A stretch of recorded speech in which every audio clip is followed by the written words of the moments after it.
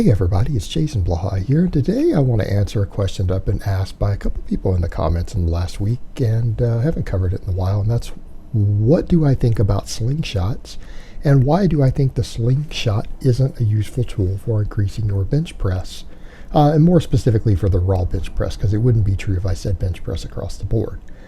Also, another question is, Jason, why are you discussing a slingshot and bench press with a bunch of deadlift clips in the background?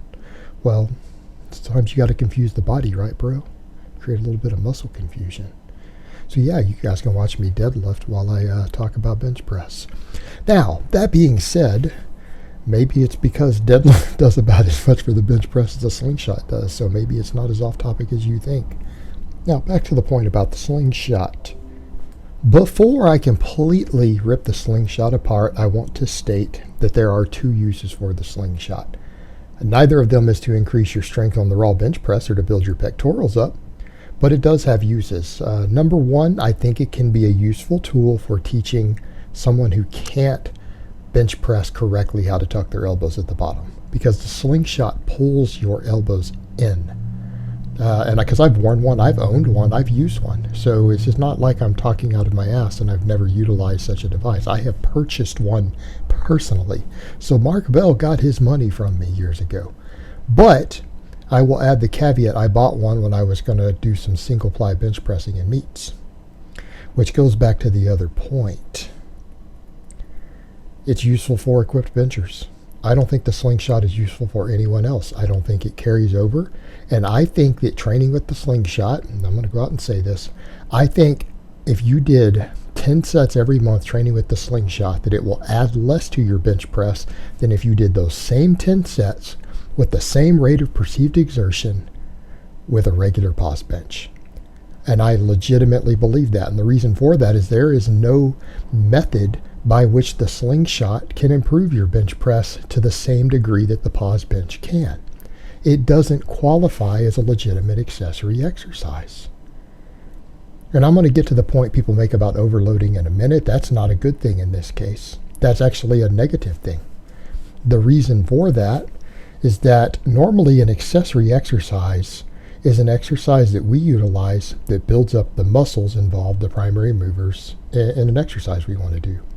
In this case, it takes the bench press and it does less work at the bottom. So you actually lose a lot of the chest involvement. So you get less chest hypertrophy than if you had just done a normal bench press. But it beats up your wrists and stuff more because you have to use more weight or do more reps with the same weight to get the same amount of fatigue, because the slingshot lifts part of the weight for you, particularly out of the bottom. It makes the lift easier, but it puts just as much strain on the joints. So from a recovery perspective, it causes a slightly larger inroad into your recovery in certain areas without any additional stimulation. Normally, what we shoot for an accessory lift is at an exercise that's easier to recover from than the primary lift that we use to build muscle hypertrophy. So it doesn't work there. And as an assistance exercise, was the same thing.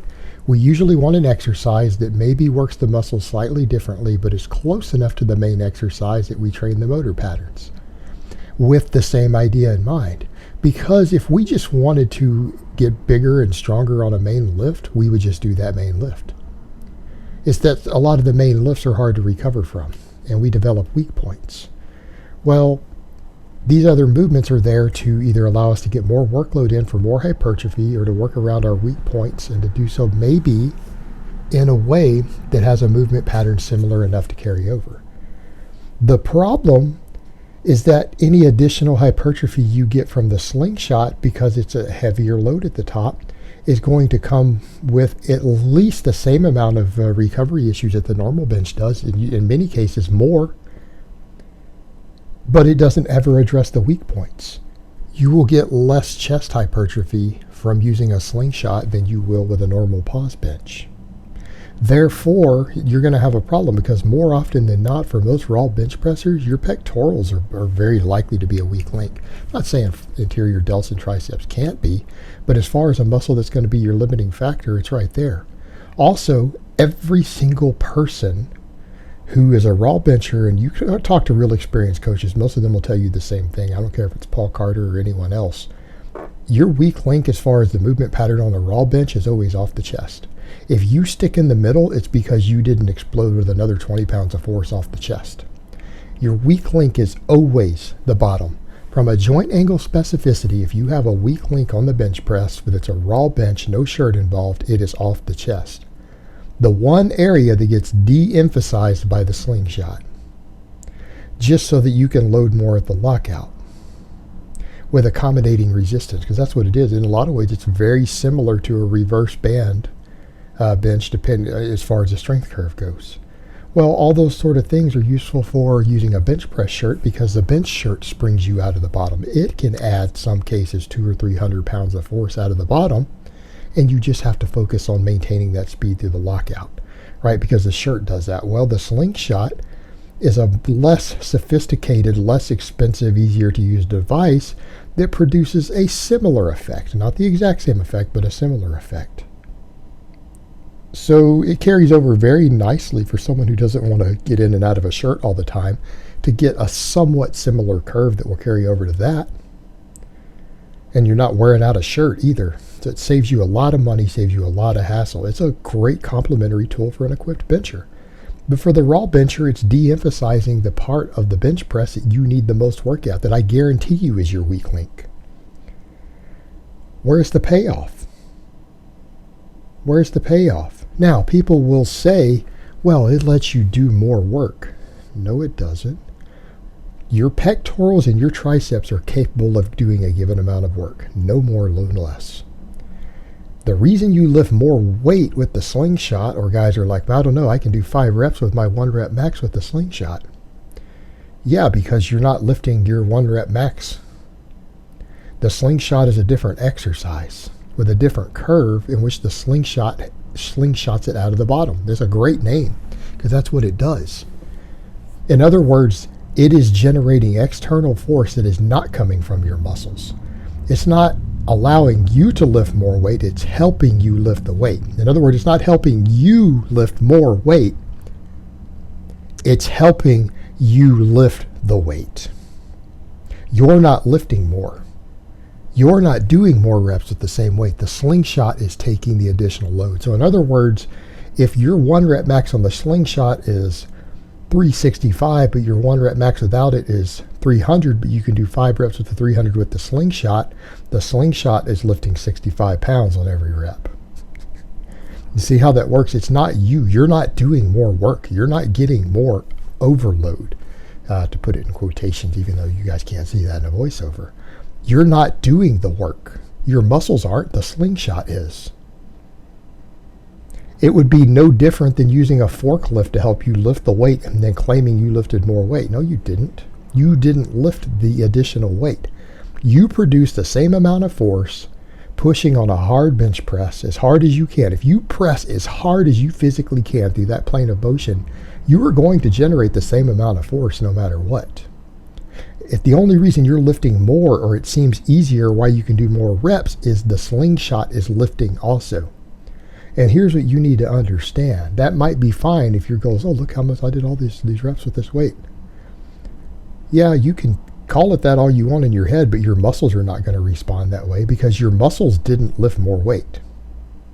All right, that additional work that the slingshot did doesn't produce muscle adaptations. And that's the point that people need to remember with that. You don't get extra muscle fiber growth or strength from doing that. None. Nothing. What you did do was change your joint angle specificity.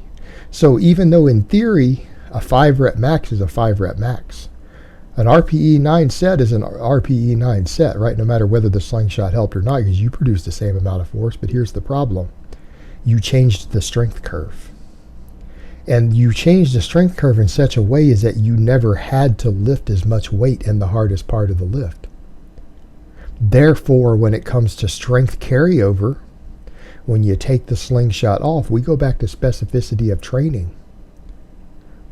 You would have gotten more strength development for the bench press specifically had you just done it with the barbell without the slingshot for a 5 rep max. because you would have gotten the joint angle specificity involved at the bottom. You can still gain strength doing this. I'm not saying you won't get stronger training with the slingshot, but you won't get as strong as you would have had you done the exact same amount of reps and set and effort in weeks and months without it. It will actually make you gain slightly less strength than you could have gained. Therefore, other than teaching a raw bencher how to tuck their elbows, it serves no value, no purpose, or anything of use for the raw bench presser other than to cause you to spend money on an object and for you to gain slightly less strength because maybe you were scared you were going to get too strong. That's the only possible benefits it can offer. And I'm not really sure in which world those are a benefit, other than maybe you spent money to help out a lifter. I mean, Mark Bell and those guys, I'm sure they enjoy making the money. And if you like Mark Bell and you want him to have money, hey, that's great. But, you could have just donated the money to him instead of buying the useless device. If you like him that much, you could just give him money. I think he has a donate button. That would make a lot more sense. But, people sometimes need to feel like they got something of value, even though they didn't. All right, guys, but that's really all I have to say on that today. I hope it's been informative, and I will talk to you guys next time.